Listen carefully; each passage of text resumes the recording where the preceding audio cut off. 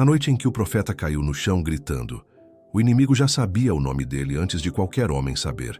Se o inferno reconhece sua unção, por que os irmãos ao seu lado ainda duvidam dela? Existe um instante, minha querida alma, em que o mundo espiritual reconhece em você algo que os homens ao seu redor ainda não conseguem enxergar. Os filhos de Seva descobriram isso da pior forma possível. Eles tentaram expulsar um demônio invocando o nome de Jesus, o nome que Paulo pregava. Mas o espírito imundo respondeu com uma frase que atravessa os séculos e chega até o seu coração agora mesmo. Conheço Jesus, e Paulo também conheço, mas vocês quem são? E o homem possesso, com uma força que não era dele, saltou sobre eles e os feriu de tal maneira que fugiram nus e sangrando daquela casa. Isso está escrito em Atos, capítulo 19. E eu pergunto a você, já parou para pensar que o inferno não se engana quanto a quem tem autoridade genuína e quem apenas repete palavras bonitas? Há uma diferença entre ter um cargo na igreja e ter uma unção verdadeira. Há uma diferença entre usar o nome de Deus e ter intimidade com Ele. O inimigo conhece essa diferença melhor do que muitos crentes conhecem. Ele não teme o seu título, minha querida alma. Ele treme diante do que Deus depositou dentro de você em segredo, nas madrugadas de oração que ninguém viu, nos jejuns que você fez sem anunciar, nas lágrimas derramadas sozinha diante do altar de casa.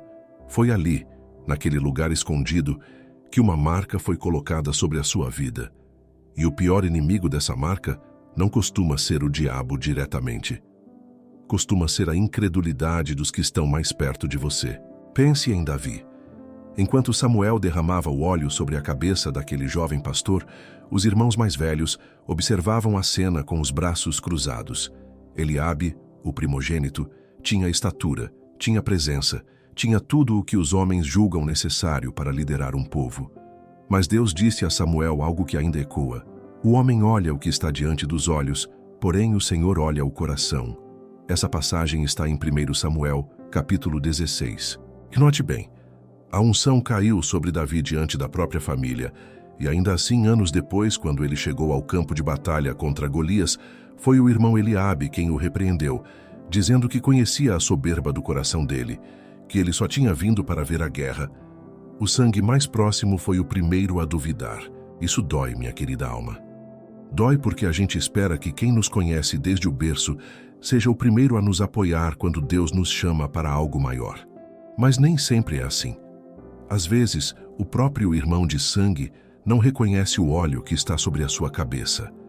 Às vezes é o amigo da igreja, o parente que dormiu no mesmo teto, quem primeiro questiona o seu chamado. E enquanto os homens debatem se você é digno ou não, o inferno já tomou sua decisão a seu respeito. Já sabe quem você é em Cristo. Já sabe o que a sua oração pode derrubar. Já sabe, e por isso trabalha dia e noite para te convencer do contrário. Charles Spurgeon, o príncipe dos pregadores, dizia que o crente que caminha mais perto de Deus é sempre o que mais sofre os assaltos do inferno, porque o inimigo não perde tempo atacando quem já está paralisado. Ele concentra suas forças sobre quem representa a ameaça ao seu reino. Se você tem sentido a pressão dobrando, se as portas parecem fechar bem quando você mais precisa que se abram, talvez isso não seja sinal de abandono de Deus. Talvez seja sinal de que existe sobre você algo que o reino das trevas não consegue tolerar em silêncio. Há uma cena no livro de Daniel, capítulo 10, que revela os bastidores dessa guerra. Daniel havia orado e jejuado, buscando uma resposta de Deus, e durante 21 dias, nenhuma resposta chegava. Ele não sabia, mas um anjo já tinha sido enviado desde o primeiro dia em que ele abriu a boca para orar. O problema é que esse anjo enfrentou resistência de um príncipe do reino da Pérsia, uma autoridade espiritual das trevas, e a batalha se prolongou até que Miguel, um dos principais príncipes, viesse ajudar. 21 dias de silêncio aparente escondiam 21 dias de guerra intensa nos lugares celestiais. E eu preciso te dizer isso agora.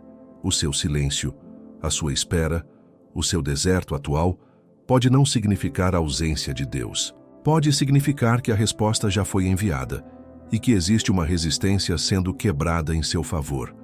Pedro escreveu em sua primeira carta, capítulo 5, que o nosso adversário anda ao redor como leão que ruge, buscando a quem possa devorar. Repare que ele busca, ele não devora qualquer um de forma aleatória.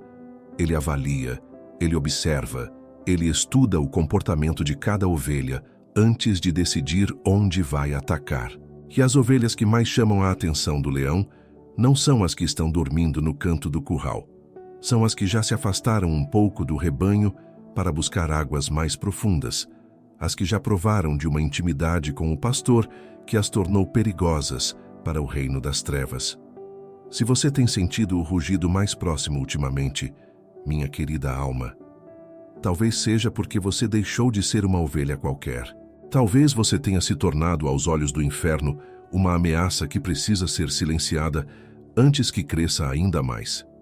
É por isso, minha querida alma, que preparamos algo com muito cuidado para quem está exatamente nesse ponto da caminhada, sentindo que ora e parece não ser ouvido, sentindo que busca a Deus e encontra apenas silêncio. O nosso guia 21 dias para restaurar sua intimidade com Deus nasceu dessa mesma inquietação, do desejo de romper esse tipo de resistência espiritual e voltar a sentir a presença de Deus de um jeito real, dia após dia, com direção clara para cada manhã de busca. Não é uma fórmula mágica, é um caminho estruturado com oração, com palavra, com propósito, para quem está cansado de orar no vazio e quer voltar a experimentar Deus de perto outra vez. O link está fixado no primeiro comentário deste vídeo. E eu te convido a dar esse passo hoje, porque talvez esses 21 dias sejam exatamente o tempo que falta para a resposta que você tanto espera finalmente atravessar a barreira que a está detendo. E antes de seguirmos adiante nessa palavra, eu preciso te pedir uma coisa simples. Se inscreva neste canal. Aqui você vai continuar recebendo mensagens que fortalecem a sua fé, que trazem discernimento para os dias difíceis, que ajudam você a reconhecer a voz de Deus em meio a tantas vozes. Se inscreva agora, ative o sininho, porque a próxima palavra pode ser exatamente aquilo que sua alma precisa ouvir. Continue comigo, porque o que vem a seguir vai te mostrar por que o inferno reconhece em você o que muita gente ainda se recusa a admitir. Existe uma cena no Evangelho de Marcos, capítulo 1, que merece ser lida devagar, palavra por palavra. Jesus entrou numa sinagoga em Cafarnaum e começou a ensinar, e ali estava um homem com espírito imundo. Antes que qualquer discípulo dissesse quem era o mestre, foi o próprio demônio quem gritou primeiro: "Sei quem tu és, o Santo de Deus." Repare, minha querida alma, que os fariseus levaram anos discutindo se Jesus era ou não o Messias. Os próprios discípulos ainda titubeavam, mas o espírito imundo não teve dúvida nenhuma. Reconheceu na hora, sem hesitação, porque o mundo espiritual não opera pela mesma lentidão de raciocínio dos homens. Ele enxerga a essência antes que a razão humana consiga processar o que está diante dela. Isso se repete no território dos Gerasenos, quando Jesus atravessa o mar e encontra aquele homem dominado por uma legião de demônios, um homem que vivia entre os sepulcros, que ninguém mais conseguia prender nem com correntes. E o que essa legião faz assim que avista Jesus de longe? Corre e se prostra diante dele, gritando que sabe quem ele é, o Filho do Deus Altíssimo, implorando para não ser atormentada. Está escrito em Marcos, capítulo 5. Um exército inteiro de trevas reconheceu instantaneamente a autoridade que caminhava por aquela praia. E se isso aconteceu com o próprio Filho de Deus, por que seria diferente com alguém que carrega o espírito dele vivendo dentro do peito? Em Filipos, no livro de Atos, capítulo 16, há uma jovem escrava dominada por espírito de adivinhação, e por vários dias ela seguia Paulo e Silas gritando pelas ruas que aqueles homens eram servos do Deus Altíssimo, que anunciavam o caminho da salvação. O espírito que a controlava sabia exatamente quem eram Paulo e Silas antes que a cidade inteira soubesse. E foi justamente depois de Paulo expulsar aquele espírito, cortando a fonte de lucro dos donos da moça, que a perseguição se levantou com toda a força, resultando em prisão, em açoites, em cadeias, no fundo do cárcere. Note o padrão, minha querida alma. O reconhecimento espiritual da autoridade quase sempre precede o ataque físico e emocional que vem logo em seguida. O inferno não espera para agir depois que todo mundo já percebeu quem você é. Ele age antes, na tentativa de te destruir enquanto ainda há tempo de te calar. Elias viveu isso de um jeito que qualquer coração cansado consegue entender. Depois da vitória extraordinária no Monte Carmelo, quando o fogo desceu do céu e consumiu o holocausto diante de todo o povo de Israel, quando os profetas de Baal foram derrotados diante dos olhos da nação inteira, Elias deveria estar no auge da sua força espiritual. Mas o que acontece logo depois, registrado em 1 Reis capítulo 19, é que Jezabel manda uma mensagem ameaçando matá-lo, e o profeta, que tinha acabado de presenciar fogo descendo do céu, foge para o deserto e pede a Deus para morrer. Isso parece contraditório, mas não é. É exatamente o padrão que se repete em toda a vida que carrega uma unção verdadeira. O maior desânimo costuma chegar logo depois da maior vitória, porque o inimigo sabe que esse é o momento mais estratégico para tentar te tirar de cena. Você já percebeu isso na sua própria caminhada? Aquele domingo em que você sentiu a presença de Deus de um jeito tão forte no culto e na segunda-feira veio a maior crise da semana. Aquela oração respondida que trouxe alegria, seguida de perto por uma notícia que quase destruiu tudo. Isso não é coincidência, minha querida alma. Existe uma inteligência maligna por trás dessa sequência. Uma estratégia que busca associar a presença de Deus na sua vida com sofrimento, na tentativa de fazer você duvidar se realmente vale a pena continuar buscando aquela intimidade. Há também o caso de Jó, que Deus mesmo apresentou ao acusador como homem íntegro e reto, temente a Deus e desviado do mal. E foi justamente esse testemunho divino, esse reconhecimento celestial da integridade de Jó, que abriu a porta para a tempestade que se seguiu. O texto de Jó capítulo 1 mostra Satanás circulando pela terra e Deus perguntando se ele reparou no seu servo Jó. O ataque contra Jó não começou porque ele era fraco. Começou porque ele era forte demais para ser ignorado pelo inferno. A intensidade da perseguição, muitas vezes, é a medida exata da intensidade da unção que está sendo perseguida. Neemias enfrentou algo parecido quando recebeu o chamado para reconstruir os muros de Jerusalém. Assim que ele começou a obra, Sanbalate e Tobias se levantaram zombando, dizendo que aquele povo fraco jamais conseguiria erguer pedras já reduzidas a entulho, que até uma raposa subindo naquele muro seria capaz de derrubá-lo. A zombaria veio primeiro. Depois vieram as ameaças de ataque armado, e Neemias precisou colocar metade dos homens para trabalhar, enquanto a outra metade permanecia de espada na mão, vigiando. Isso está registrado no livro de Neemias, capítulos 2 a 4. Repare que a oposição não surgiu porque a obra estava fracassando.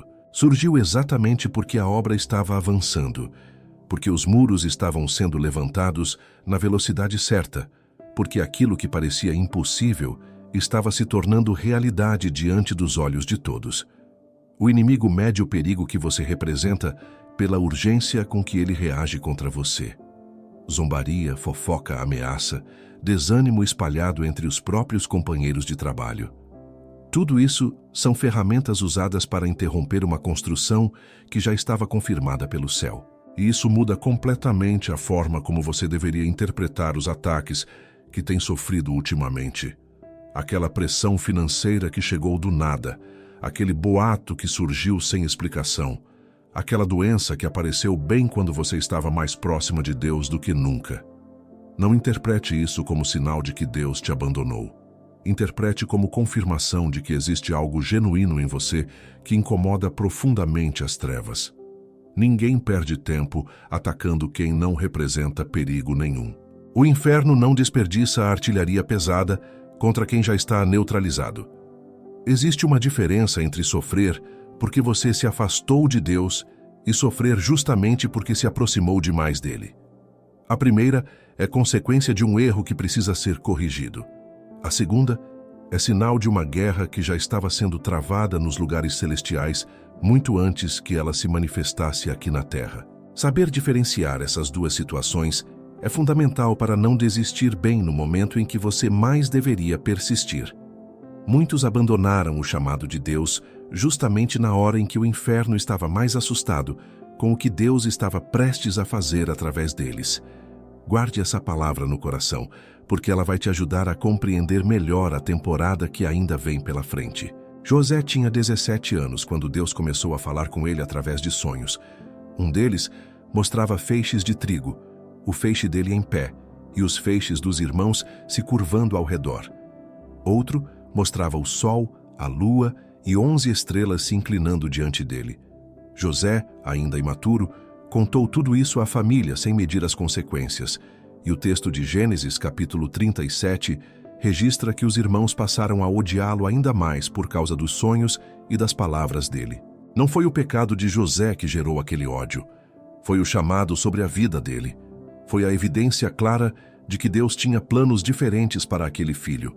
Planos que colocariam José numa posição de autoridade sobre os próprios irmãos mais velhos. O ciúme fez os irmãos o lançarem numa cisterna vazia no deserto e depois venderem o próprio sangue como escravo para uma caravana de ismaelitas.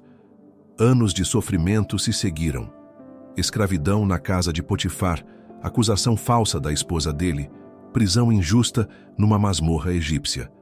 Em nenhum momento dessa longa sequência de tragédias, a Bíblia sugere que José tinha feito algo para merecer aquilo. O que ele tinha era um chamado que incomodava, um propósito que gerava inveja antes mesmo de se cumprir. E é interessante notar que o próprio José, muitos anos depois, ao se revelar aos irmãos no Egito, resume tudo com uma frase que carrega teologia profunda. Vocês pensaram o mal contra mim, mas Deus o tornou em bem. Essa passagem está em Gênesis, capítulo 50. A intenção do inferno era interromper o propósito. O resultado, sob a soberania de Deus, foi justamente o cumprimento dele através da dor. Davi enfrentou algo semelhante vindo de outra direção, não dos irmãos dessa vez, mas do próprio rei que ele servia com lealdade. Depois da vitória sobre Golias, as mulheres saíam das cidades cantando que Saul tinha ferido milhares, mas Davi, dezenas de milhares. E o texto de 1 Samuel, capítulo 18, diz claramente que Saul ficou muito irado, que aquilo pareceu mal aos olhos dele, e que desde aquele dia em diante, Saul vigiava Davi com desconfiança. No dia seguinte, um espírito maligno atormentou Saul, e ele tentou trespassar Davi com uma lança, não uma vez, mas duas. A perseguição que veio depois disso durou anos, levando Davi a viver em cavernas, fugindo pelo deserto, dormindo em terra estrangeira, para escapar da fúria de um rei consumido pelo ciúme. E o motivo de tudo aquilo nunca foi alguma falha de Davi. O motivo foi a unção visível sobre a vida dele. Uma unção que o próprio povo já enxergava e celebrava em cânticos, mesmo antes de Davi assumir o trono. Paulo viveu uma experiência de outra natureza, mas que revela a mesma lógica espiritual por trás do sofrimento dos que carregam autoridade genuína. Em 2 Coríntios, capítulo 12, ele conta que recebeu revelações tão extraordinárias que, para que não se exaltasse, foi-lhe dado um espinho na carne, um mensageiro de Satanás para o esbofetear. 3 vezes ele pediu ao Senhor que aquilo fosse retirado, e a resposta que recebeu não foi a remoção do espinho, mas uma promessa. A minha graça te basta, porque o meu poder se aperfeiçoa na fraqueza. Repare a construção dessa frase, minha querida alma. O próprio texto reconhece que aquele tormento tinha origem no inferno, permitido por Deus com um propósito específico de manter Paulo dependente da graça e não da própria força. Isso significa que nem toda dor que você enfrenta é castigo, e nem toda dor é simplesmente aleatória. Existe uma dimensão espiritual por trás de certas lutas que só faz sentido quando olhada pela lente da eternidade. Moisés também conheceu essa rejeição vinda de dentro do próprio povo antes de cumprir o chamado que Deus tinha para ele. Quando ainda jovem, tentou intervir numa briga entre 2 hebreus, e um deles respondeu com uma pergunta que cortou fundo. Quem te constituiu príncipe e juiz sobre nós? Pretendes matar-me como mataste o egípcio? Está registrado em Êxodo capítulo 2. Aquela rejeição, vinda do próprio sangue que ele viria a libertar décadas depois, empurrou Moisés para o deserto de Midian, onde passou 40 anos cuidando de ovelhas antes que a sarça ardente acendesse o verdadeiro chamado. É curioso perceber que o homem que rejeitou a intervenção de Moisés não sabia que estava adiando a própria libertação por 4 décadas. Muitas vezes, a incompreensão das pessoas mais próximas não anula o chamado de Deus sobre a sua vida, apenas empurra o cumprimento dele para um tempo de maturação que só o deserto é capaz de produzir. Há algo em comum entre José, Davi e Paulo que merece a sua atenção agora. Nenhum dos 3 tentou provar o próprio valor discutindo com quem os perseguia. José não gastou energia se defendendo diante dos irmãos enquanto estava na cisterna. Davi recusou por 2 vezes a oportunidade de matar Saul, mesmo tendo o rei à sua mercê dentro de uma caverna, porque entendia que não cabia a ele vingar-se do ungido do Senhor, ainda que aquele ungido estivesse tentando matá-lo. Paulo, por sua vez, aprendeu a se gloriar nas fraquezas, entendendo que a força de Deus se manifestava justamente ali onde a força humana faltava. Os 3 escolheram confiar no tempo de Deus em vez de forçar o próprio reconhecimento diante dos homens. Essa é uma lição difícil de aceitar numa geração acostumada a exigir reconhecimento imediato. Mas a Escritura ensina repetidamente que a exaltação genuína vem de Deus, não da autopromoção, e não da tentativa de convencer quem já decidiu não acreditar em você. Enquanto José esperava, Deus estava organizando a fome no Egito para posicioná-lo exatamente onde precisava estar. Enquanto Davi fugia pelas cavernas, Deus estava formando nele o caráter que sustentaria décadas de reinado depois. Enquanto Paulo sofria o espinho, Deus estava construindo, através daquela fraqueza, uma das teologias mais profundas já escritas sobre graça e poder. Talvez você esteja numa cisterna escura agora, sem saber quando alguém virá te tirar dali. Talvez esteja numa caverna, fugindo de alguém que deveria estar do seu lado. Talvez esteja carregando um espinho que já pediu tantas vezes em lágrimas para que fosse retirado, ou vivendo o seu próprio deserto de Midian, longe do palácio que um dia sonhou habitar. Mas guarde isso no coração. O tempo de espera não é tempo perdido. É tempo de formação. E o que o inferno pretendia usar para te destruir, Deus está usando silenciosamente para te preparar para aquilo que os olhos humanos ainda não conseguem enxergar, mas que já está determinado nos planos eternos daquele que chama as coisas que não são como se já fossem. Os olhos naturais raramente enxergam o que já está pronto no mundo espiritual. O servo do profeta Eliseu aprendeu isso de um jeito que marcou para sempre a história registrada em 2 Reis, capítulo 6. O rei da Síria, cansado de ver suas estratégias de guerra sendo reveladas antecipadamente a Israel, por causa das palavras que Eliseu recebia de Deus, enviou um exército inteiro, com cavalos e carros, para cercar a cidade onde o profeta estava hospedado. Quando o servo se levantou de manhã cedo e viu aquela multidão armada rodeando a cidade, correu desesperado até Eliseu perguntando o que fariam. E a resposta do profeta desmonta qualquer lógica puramente humana. Não temas, porque os que estão conosco são mais do que os que estão com eles.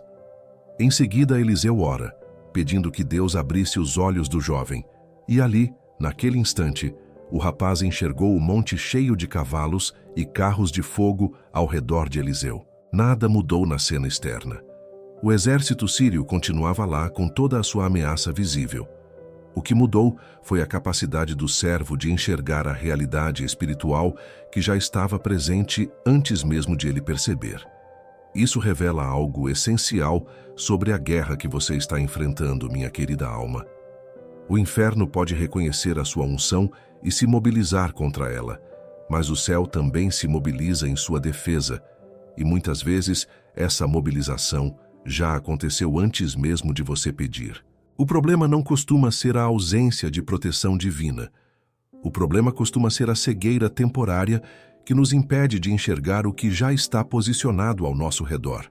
Paulo escreveu aos Efésios, no capítulo 6, que a nossa luta não é contra sangue e carne, mas contra principados, contra potestades, contra os príncipes das trevas deste século, contra as hostes espirituais da maldade nas regiões celestiais. Essa frase muda completamente a forma como deveríamos interpretar os conflitos do dia a dia. Aquele desentendimento com um familiar, aquela injustiça no trabalho, aquela pessoa que parece ter se voltado contra você sem motivo aparente.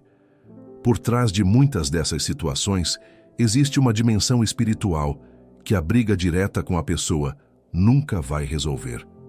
É por isso que o mesmo Paulo recomenda vestir toda a armadura de Deus, para que possamos resistir no dia mau e, havendo feito tudo, permanecer firmes.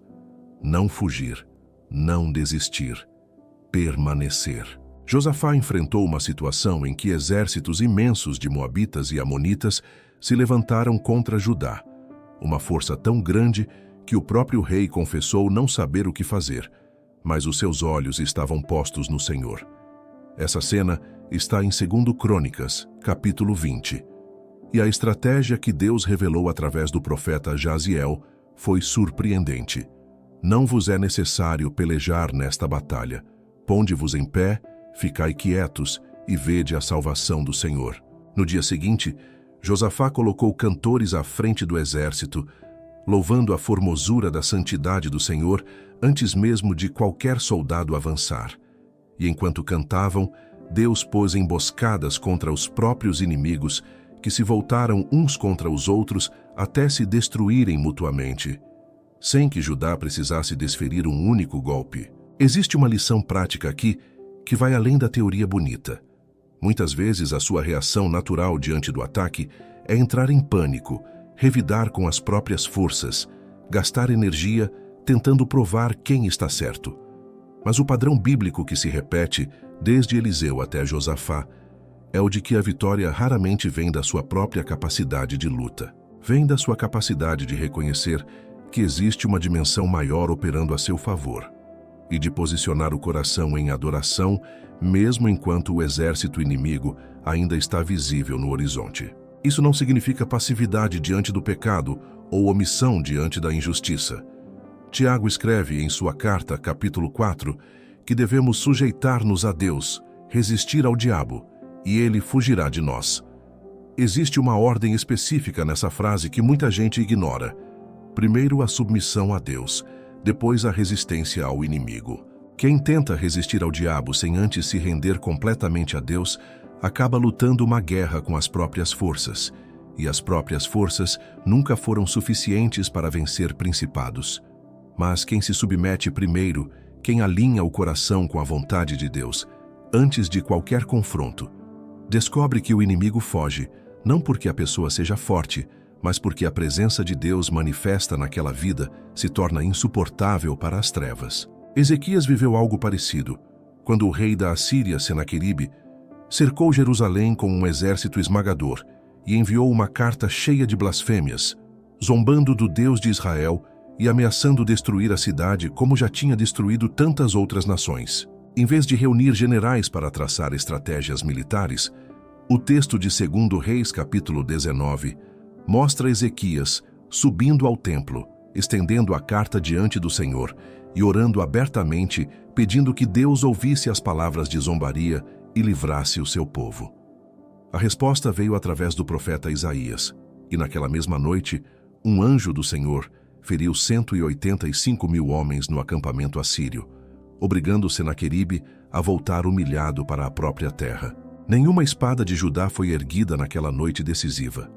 A batalha inteira foi travada e vencida numa dimensão que os olhos humanos não alcançavam, enquanto o rei apenas estendia diante de Deus aquilo que o assustava. Pense na sua própria rotina de oração, minha querida alma. Pense em quantas vezes você tenta resolver a batalha discutindo, se explicando, tentando convencer pessoas que já decidiram não te entender, gastando energia emocional em conversas que não levam a lugar nenhum. E pense em quanto tempo, comparativamente, você tem dedicado a simplesmente ficar quieta diante de Deus, deixando que Ele mesmo abra os seus olhos para a realidade espiritual que está por trás da luta visível. A oração de Eliseu não mudou o exército sírio de lugar. Mudou a capacidade do servo de enxergar o que já estava lá. Talvez seja exatamente isso que você precise pedir hoje. Não que o exército desapareça, mas que os seus olhos se abram para ver que você nunca esteve sozinha nessa guerra. Há um monte inteiro cheio de cavalos e carros de fogo ao seu redor agora mesmo, ainda que os seus olhos naturais não consigam enxergá-lo. Há um anjo já enviado, uma emboscada já preparada, uma resposta já em movimento antes mesmo que a sua oração termine de sair dos lábios. E é sobre essa certeza, firmada não em sentimentos passageiros, mas na própria palavra de Deus, que precisamos continuar caminhando juntos até o final desta mensagem. Daniel tinha um espírito excelente, diz o texto de Daniel capítulo 6. E por causa disso, o rei Dário pensou em colocá-lo acima de todos os outros príncipes do reino.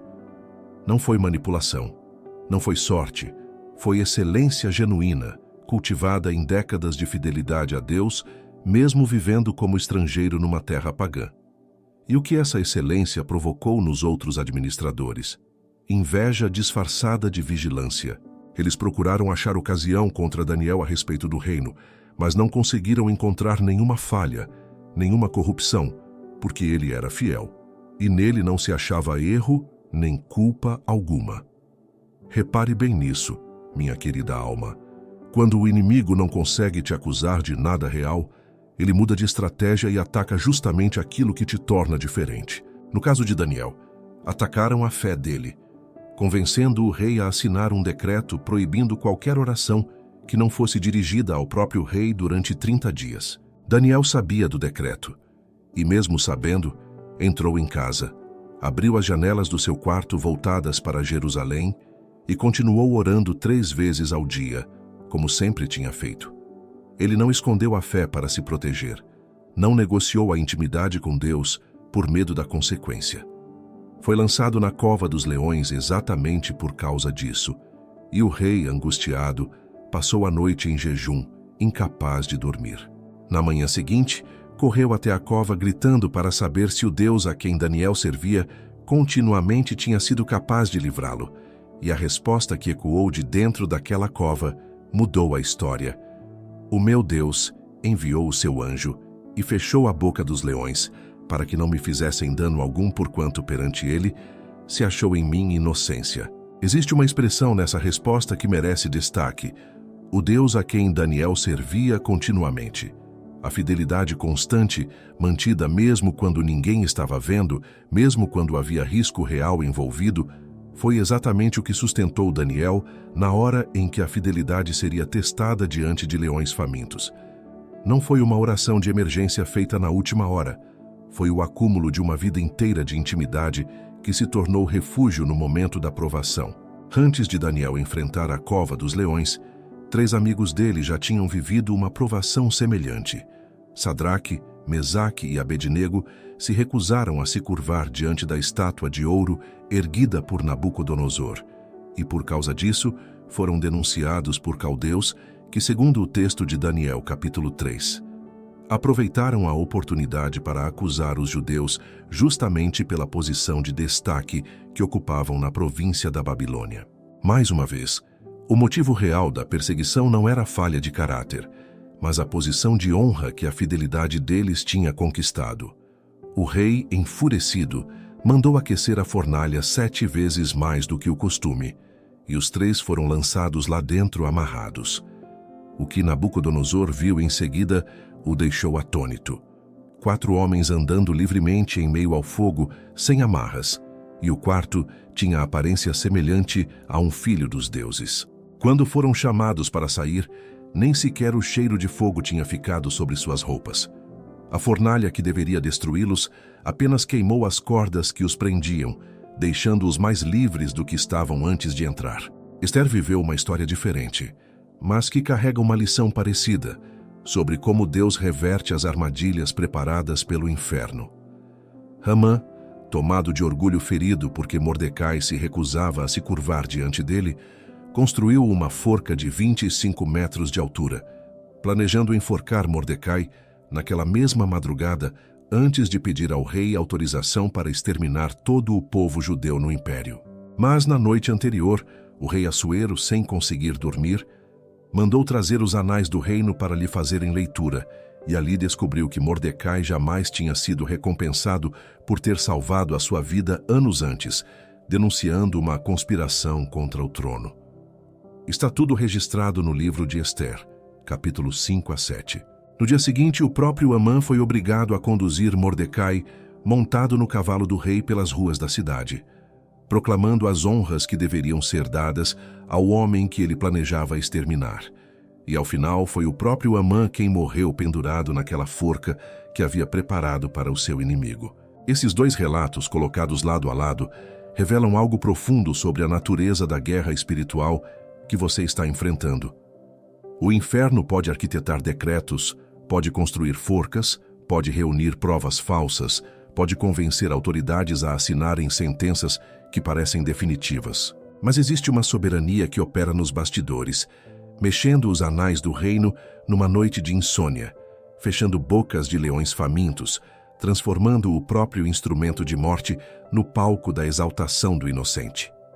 O Salmo 23 descreve essa realidade de um jeito que toca profundamente quem já viveu isso na pele. Preparas uma mesa perante mim na presença dos meus inimigos. Não é uma mesa depois que os inimigos vão embora. É uma mesa preparada bem ali diante deles, como testemunho público de que Deus honra quem permanece fiel, mesmo debaixo de pressão. Talvez o que você esteja enfrentando agora pareça uma cova de leões sem saída visível. Talvez pareça uma forca já erguida, esperando apenas o momento certo para ser usada contra você. Mas nem Daniel nem Mordecai passaram por aquilo confiando na própria capacidade de escapar. Ambos permaneceram firmes no caráter, na integridade, na fidelidade cotidiana, e deixaram que Deus cuidasse do desfecho. Isso não significa que a dor durante o processo seja pequena. A noite dentro da cova certamente foi de medo genuíno para Daniel, mesmo com a fé que ele carregava. Mas o medo não o impediu de continuar sendo quem sempre foi. Guarde essa verdade com todo cuidado, minha querida alma. O inferno reconhece a sua unção, arquiteta armadilhas, mobiliza pessoas, constrói decretos e forcas, aquece fornalhas 7 vezes além do costume. Mas nenhuma dessas estratégias tem a palavra final sobre a sua vida. Existe um Deus vivo que não dorme, que revê os anais do reino nas madrugadas silenciosas em que parece que ninguém está prestando atenção, que fecha bocas de leões e vira armadilhas contra quem as construiu com tanto cuidado. A pergunta não é se o inferno vai reconhecer o que Deus colocou em você, se vai perceber a marca que está sobre a sua vida desde o princípio. Essa batalha já está definida. A pergunta verdadeira que fica é se você vai continuar orando de janelas abertas, mesmo sabendo do decreto, mesmo conhecendo o risco envolvido nisso, confiando que aquele que te chamou também é absolutamente capaz de te sustentar até o fim. Se essa palavra tocou o seu coração hoje, eu quero te convidar a dar um passo além do que você ouviu aqui. O nosso guia, 21 dias para restaurar sua intimidade com Deus, está te esperando no link fixado no primeiro comentário, pronto para te acompanhar dia após dia nessa jornada de volta à presença dele, com direção clara para cada manhã de busca. Não deixe essa palavra terminar apenas em emoção. Deixe ela se tornar caminho. Obrigado por caminhar comigo até aqui, minha querida alma. Se inscreva no canal, deixe seu like, conte nos comentários o que Deus falou com você durante esse vídeo e continue na tela, porque o próximo vídeo que vai aparecer agora foi preparado especialmente para fortalecer ainda mais a sua fé.